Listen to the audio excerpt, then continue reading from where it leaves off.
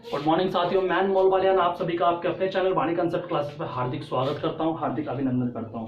जैसे हमारी polity classes में चल रही थी, नागरिकता संशोधन अधिनियम 1955 हम पढ़ रहे थे। ठीक, उसमें हमने क्या देखा था? उसमें हमने देखा था 5 टाइप नागरिकता के, जिसके आधार पर हम भारत की नागरिकता या भारत का सिटीजनशिप जो था वो ग्रहण कर सकते थे, प्राप्त कर सकते थे। उसमें 3 टाइप हम बहुत अच्छे से पढ़ चुके थे, जैसे क्या जन्म के आधार पर, वंश के आधार पर, और तीसरा वाला टाइप भी बहुत हम अच्छे से पढ़ चुके थे।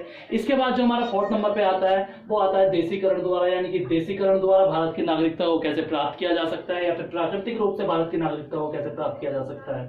ठीक, ये क्लास आपकी मैं बता दूं, आपकी क्लास सभी एग्जाम्स के लिए, SSC, CGL, UP police, UP SI, जिसमें भी पॉलिटी आती है, सभी के लिए बहुत इंपॉर्टेंट क्लास रहने वाली है। यहाँ से क्वेश्चन आपको 100% एग्जाम में देखने को मिलेगा। ठीक, बात करते हैं देशीकरण द्वारा यानी कि प्राकृतिक रूप से हम नागरिकता कैसे प्राप्त कर सकते हैं भारत की। अब बात कर रहे हैं उस व्यक्ति की जिस व्यक्ति को नागरिकता लेनी है। ठीक, अब ये व्यक्ति क्या है? ये व्यक्ति ऐसे देश से संबंधित ना हो। ठीक, कौन? जो व्यक्ति नागरिकता के लिए आवेदन कर रहा है देशीकरण द्वारा, तो ये व्यक्ति ऐसे देश से संबंधित ना हो जहां भारतीय नागरिकता प्राकृतिक रूप से जहां भारतीय नागरिक प्राकृतिक रूप से नागरिक नहीं बन सकते। यानी कि ये व्यक्ति ऐसे देश से, ऐसी कंट्री से बिलोंग ना करता हो जहां क्या भारतीय नागरिक प्राकृतिक रूप से नागरिक नहीं बन सकते। ये पहली कंडीशन है। दूसरी कंडीशन की बात अगर हम इसमें करते हैं तो दूसरी कंडीशन आ जाती है आपकी ये कि अगर वह अन्य देश का नागरिक है, मान लीजिए जिस व्यक्ति की हम बात कर रहे हैं जिसने अभी आवेदन किया है भारत की नागरिकता लेने के लिए, अगर ये किसी अन्य देश का नागरिक है, हमने देश का नागरिक मान लिया कि ये कहाँ का है, ये बांग्लादेश का नागरिक है। कहां का नागरिक है? बांग्लादेश का नागरिक है। तो क्या भारतीय नागरिकता के लिए आवेदन की स्वीकृति पर उसे देश की नागरिकता त्यागनी होगी। ठीक, अब इसने क्या किया? बांग्लादेश का कोई नागरिक था, बांग्लादेश का नागरिक भारत आया, भारत में आके इसने क्या किया? नागरिकता के लिए आवेदन किया कि हाँ मुझे भारत की नागरिकता चाहिए। तो नागरिकता के आवेदन की स्वीकृति, यानी कि जब आवेदन की स्वीकृति की जाएगी तो उस समय इसको क्या होगा? उस समय इसको बांग्लादेश की नागरिकता को त्यागना होगा। ठीक, यानी कि बांग्लादेश की नागरिकता को त्याग कर आवेदन की स्वीकृति के समय इसको तब भारत की नागरिकता प्राप्त हो सकती है, अन्यथा नहीं। तीसरी कंडीशन इसमें आ जाती है कि आवेदन से पूर्व 12 माह तक भारत में रहा हो। ठीक, जिस समय पे ये व्यक्ति आवेदन करेगा काय के लिए? भारत की नागरिकता के लिए जिस समय व्यक्ति आवेदन करेगा तो उस समय से आवेदन से 12 महीने पूर्व यानी कि 1 वर्ष पहले तक क्या हो? भारत में निवास कर रहा हो। चौथी कंडीशन आपकी आ जाती है कि संविधान में निहित भाषाओं में से किसी एक भाषा की जानकारी रखता हो। यानी कि जो व्यक्ति आपका नागरिकता के लिए आवेदन कर रहा है, भारत की नागरिकता के लिए आवेदन कर रहा है, इसमें एक कंडीशन जो है वो आपकी फॉलो करना चाहिए, और ये 100% फॉलो करनी ही पड़ेगी। क्या? कि संविधान की जो 22 भाषाएं दी गई हैं, 22 भाषाएं किसमें दी गई है संविधान की? मैं आपको बता देता हूं अभी। तो जो संविधान की 22 भाषाएं दी गई है, जिसका वर्णन कहाँ है? जिसका वर्णन आपका शेड्यूल नंबर 8 यानी कि अनुसूची 8 में है। ठीक, अनुसूची 8 में है। तो जो संविधान में भाषाएं दी गई है, 22 भाषाएं दी गई है, और यदि इस भाषा में से ये किसी एक भाषा की जानकारी रखता है तो ये भारत का नागरिक बनने के योग्य है, अन्यथा नागरिक बनने के योग्य नहीं है। इसके बाद जो हमारा 4th टाइप आ जाता है वो आ जाता है क्षेत्र समाविष्टि द्वारा, यानी कि क्षेत्र समाविष्टि के आधार पर भारत की नागरिकता कैसे प्राप्त की जा सकती है और कैसे उनको नागरिकता मिलती है। मान लीजिए ये कोई देश है। ठीक, ये किसी विदेशी क्षेत्र है, कोई विदेशी क्षेत्र है, हमने मान लिया इसको भी, ये बांग्लादेश है। कौन सा देश है? बांग्लादेश है। अब क्या होता है? भारत के और बांग्लादेश के बीच युद्ध होता है। भारत और बांग्लादेश के बीच क्या हुआ? युद्ध हुआ। युद्ध होने के बाद क्या हुआ? जो बांग्लादेश का क्षेत्र अधिकार था इस पर भारत ने विजय पा ली, यानी कि भारत जीत गया। तो ये जो क्षेत्र अधिकार हुआ बांग्लादेश का, इस पर किसका अधिकार हुआ? इस पर भारत का अधिकार हुआ, यानी कि भारत इस पे राज करेगा, भारत का इस पे सारा अधिकार होगा। तो इसका कहने का मतलब यह है कि क्षेत्र समाविष्टि द्वारा नागरिकता ऐसे प्राप्त की जा सकती है जब किसी 2 देशों के बीच में, भारत और बांग्लादेश के बीच में युद्ध हुआ। युद्ध के बाद क्या हुआ? इस पे भारत का अधिकार हो गया, और जब भारत का अधिकार इस पे हो गया तो जो बांग्लादेश में निवासी रहते थे, जो नागरिक रहते थे, जो उस टाइम पे बांग्लादेश के नागरिक कहला रहे थे, वो क्या कहलाएंगे? वो भारत के नागरिक समझे जाएंगे। क्या कहलाएंगे? भारत के नागरिक कहलाएंगे, या फिर भारत के नागरिक समझे जाएंगे। इसके बाद हम बात करते हैं तो इसके बाद आ जाता है हमारे की नागरिकता समाप्त कब हो सकती है। हमारी जो सिटीजनशिप है वो एंड कब हो सकती है, समाप्त किस किस कंडीशन में हो सकती है, उसके बारे में हम पूरा डिस्कस करेंगे। बहुत अच्छे से डिस्कस करने वाले हैं। आज की क्लास में आपकी नागरिकता यानी कि भाग 2 पूरा कंप्लीट हो जाएगा, और इसके बाद फिर हम आगे यानी कि भाग 3, भाग 4 जो भी हमारा आएगा उसको हम कंटिन्यू रखेंगे। तो इसके बाद हम बात करते हैं कि नागरिकता समाप्ति की क्या कंडीशन है, नागरिकता हमारी कब कब समाप्त हो सकती है। इसके बाद अगर हम बात करते हैं तो इसके बाद आती है नागरिकता समाप्ति की बात, कि यानी कि कैसे कैसे नागरिकता समाप्त हो सकती है। अगर हम भारत के नागरिक हैं तो हमारी नागरिकता कब कब समाप्त हो सकती है, क्या कारण हो सकते हैं उसके पीछे कि हम नागरिक थे, हमको हमारी नागरिकता समाप्त कर दी कि जाओ अब तुम भारत के नागरिक नहीं रहे। तो उसके पीछे क्या कारण है, क्या उसके पीछे फैक्ट है, कब तक हमारी कैसे नागरिकता समाप्त हो सकती है। यदि हम बात करते हैं तो नागरिकता संशोधन अधिनियम जो 1955 हमने पढ़ा है, नागरिकता संशोधन अधिनियम 1955 के तहत, या फिर संवैधानिक व्यवस्था जो संविधान में व्यवस्था दी गई है, हमारे जो संविधान में व्यवस्था दी गई है उसके हिसाब से अगर हम देखें तो 3 कारण से हमारी नागरिकता समाप्त हो सकती है। 3 प्रमुख कारण हैं जिनके द्वारा हमारी नागरिकता को क्या किया जा सकता है, हमारी नागरिकता को समाप्त किया जा सकता है। पहला है स्वैच्छिक त्याग। स्वैच्छिक त्याग यानी कि हमारी इच्छा है, मैं भारत का नागरिक हूं, पर मेरा मन कर रहा है नहीं मुझे नागरिकता छोड़नी है, ऑस्ट्रेलिया में जाके रहना है, तो मैंने नागरिकता त्याग दी, मैंने अपनी नागरिकता का क्या कर दिया, परित्याग कर दिया। तो एक तो हम स्वेच्छा से यानी कि अपनी खुद की इच्छा से नागरिकता को त्याग सकते हैं। किसकी इच्छा से, अपनी खुद की इच्छा से नागरिकता को त्याग सकते हैं। अगर मैंने अपनी खुद की इच्छा से, ये मान लीजिए मैं हूं और मेरे दिमाग में आई कि मुझे नागरिकता भारत की त्यागनी है, तो मैं भारत की नागरिकता त्याग तो सकता हूं, ठीक त्याग सकता हूं, मैं परित्याग कर सकता हूं नागरिकता का, पर इसका एक असर हमारे होने वाले बच्चों पे पड़ेगा। मान लीजिए इस व्यक्ति के 2 बच्चे हैं छोटे छोटे, एक 8 साल का है और एक 6 साल का बच्चा इसका है, इसके 2 बच्चे हैं, दोनों नाबालिग बच्चे हैं। तो इसके साथ साथ क्या होगा, इसने अपनी नागरिकता का परित्याग किया और इसके 2 बच्चे हैं छोटे छोटे और दोनों क्या है, नाबालिग बच्चे हैं। तो इसके साथ साथ इन 2 बच्चे जो हैं इसके, इनकी भी नागरिकता का परित्याग हो जाएगा, यानी कि ये दोनों बच्चे भी भारत के नागरिक नहीं रहेंगे। कौन, जो इस व्यक्ति के 2 बच्चे होंगे नाबालिग बच्चे, ये दोनों बच्चे भी इसके नागरिक क्या नहीं रहेंगे, भारत के नागरिक नहीं रहेंगे। अगर बात करते हैं तो अब ये बच्चे भारत की नागरिकता कैसे ले सकते हैं।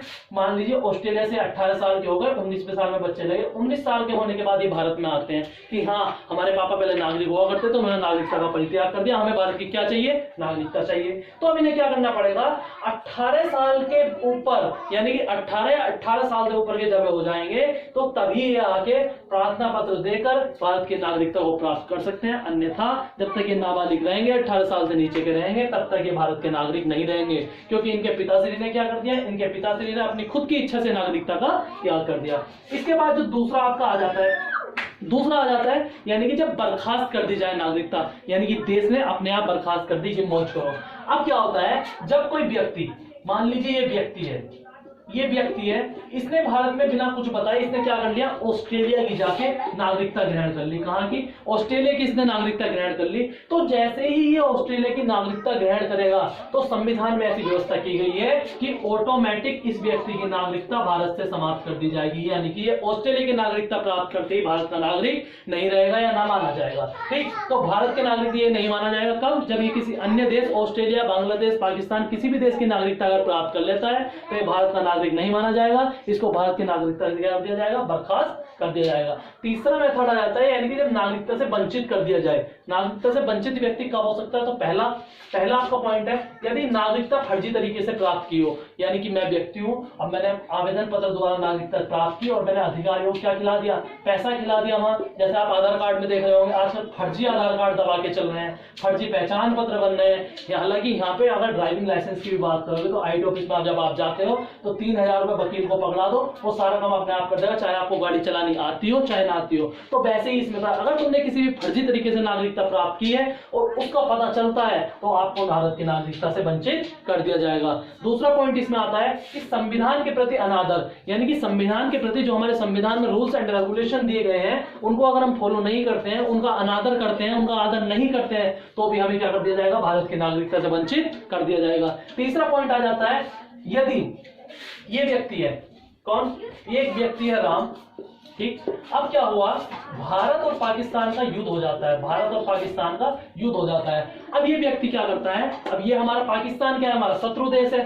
अब ये व्यक्ति चोरी छुपे इस पाकिस्तान के किसी व्यक्ति के साथ संबंध बना लेता है और जो अपनी खूबियां बातें हैं कि भारत के पास इतने हथियार है, इतना कुछ है, इतना मटेरियल, आज हम यहाँ ब्लास्ट करने वाले हैं, ये बातें इससे शेयर करने लगता है। यानी कि युद्ध के दौरान किसी भी शत्रु देश के साथ संबंध बनाने पर, संबंध इसने बना लिए और इस बात का किसको पता चल गया, भारत के व्यक्तियों को पता चल गया, यानी कि जो भारत का प्रशासन है उसको पता चल गया, तो इसकी नागरिकता को क्या कर दिया जाएगा, वंचित कर दिया जाएगा। चौथी चीज आ जाती है आपकी ये कि यदि कोई व्यक्ति पंजीकरण या प्राकृतिक रूप से नागरिकता प्राप्त करता है। अब मान लीजिए ये व्यक्ति है आपका एक नाम, कौन हो गया, ये राम भाई साहब आपके एक व्यक्ति हो गए।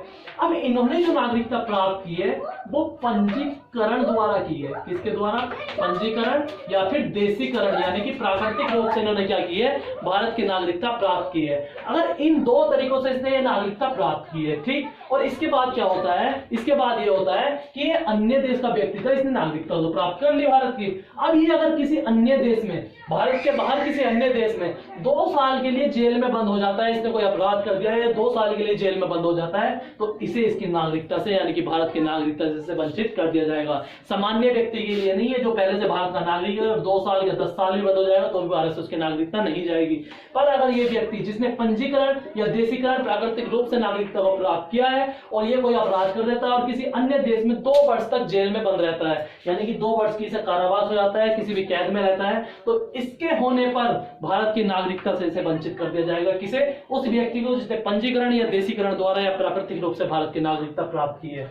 और जो आपका इसमें लास्ट और 5वां फैक्ट आ जाता है वो ये है कि ये कोई व्यक्ति है।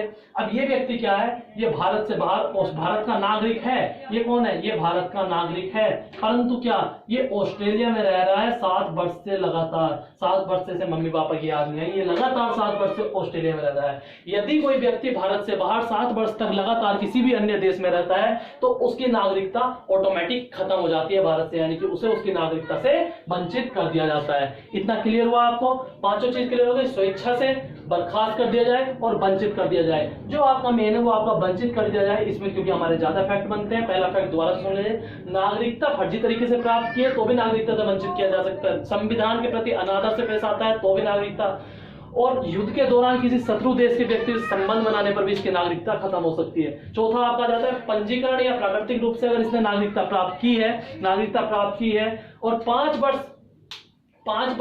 5 वर्ष नागरिक को अन्य किसी देश में, 5 वर्ष के भीतर नागरिक को अन्य किसी देश में 2 वर्ष के लिए जेल हो जाती है। यानी कि ये जो व्यक्ति था श्याम बाबू, इसने प्राकृतिक या देशीकरण द्वारा नागरिकता प्राप्त की और 5 वर्ष के भीतर इसे किसी अन्य देश में 2 साल के लिए जेल हो जाती है तो नागरिकता समाप्त कर दी जाएगी। और 5वां पॉइंट इसमें आपका आ जाता है, सामान्य रूप से भारत के बाहर 7 वर्ष रहने पर भी इसकी नागरिकता से इसे वंचित कर दिया जाएगा। इस टाइप क्लियर? इतना क्लियर हुआ? कोई दिक्कत इसमें आता है? इसके बाद अगर हम आगे बात करते हैं तो हमारा आ जाता है क्या कि नागरिकता अधिनियम जो थे, जो नागरिकता में और संशोधन हुए वो क्या क्या हुए हैं, ठीक है, उसके बारे में हम बात करने वाले हैं।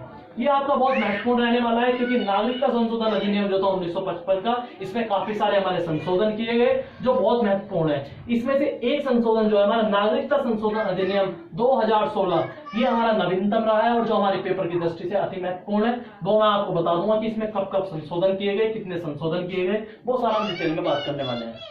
इसके बाद अगर हम बात करते हैं तो हमारा आ जाता है नागरिकता संशोधन अधिनियम 1955। हमने बहुत अच्छे से पढ़ा है। नागरिकता संशोधन 1955 में क्या हुआ, इस अधिनियम के बाद इसमें कई सारे संशोधन किए गए। जैसे आपका कौन कौन सा हुआ? 1957 में एक संशोधन किया गया, एक अमेंडमेंट हुआ इसमें 1957 में, 1960 में हुआ, 1985 में हुआ, 1986 में हुआ, 2015 में और 2016 में। अब इसमें जो महत्वपूर्ण संशोधन था आपका, यानी कि जो कॉन्स्टिट्यूशनल अमेंडमेंट था, किसमें? सिटीजनशिप अमेंडमेंट एक्ट 2016 था आपके लिए, जो सबसे ज्यादा इंपॉर्टेंट रहने वाला है आपका, तो यही था 2016 में जो इसमें नागरिकता संशोधन अधिनियम में संशोधन किया गया। तो 2016 का जो एक्ट था वो आपके सामने किस रूप में उभर के आया? नागरिकता संशोधन अधिनियम 2019। यानी कि जो 2016 वाला एक्ट था, ये हमारा जो 2016 वाला एक्ट था, इसको कब लाया गया? इसको 2019 में लाया गया। जब इसको 2019 में लाया गया तो क्या इस एक्ट का उद्देश्य था, क्या इसके रीजन थे, क्या इसके पीछे रीजन थे, क्यों इस एक्ट को लाया गया? ठीक, तो जो आपको इतना तो आपने पढ़ लिया कि सीएए एनआरसी का हल्ला उठा था बहुत अच्छे से। 2019 में जब ये एक्ट आया तो कुछ लोगों ने इसका विरोध करना शुरू किया, कुछ लोगों ने इसका समर्थन किया और बाकी में इसमें विरोध करने लायक कुछ था ही नहीं। ठीक, इस एक्ट में क्या था? इस एक्ट में 3 देशों के 6 समुदायों, यानी कि 3 देशों के जो 6 समूह थे उनको नागरिकता देने की बात की गई थी।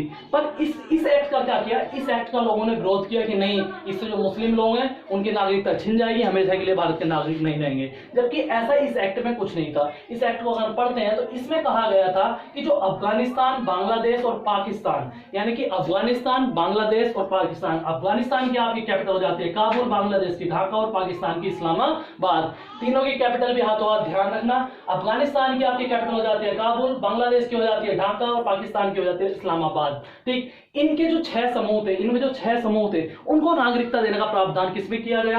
आपका सीएए यानी कि सिटीजनशिप अमेंडमेंट एक्ट 2019 में 6 समूह को नागरिकता देने का प्रावधान किया गया। ठीक, वे 6 समूह कौन से थे? पहला आपका था हिंदू, दूसरा आपका था सिख, जैन, बौद्ध, पारसी, ईसाई। यानी कि ये 6 समुदाय थे जिनको नागरिकता देने का प्रावधान किसमें किया गया?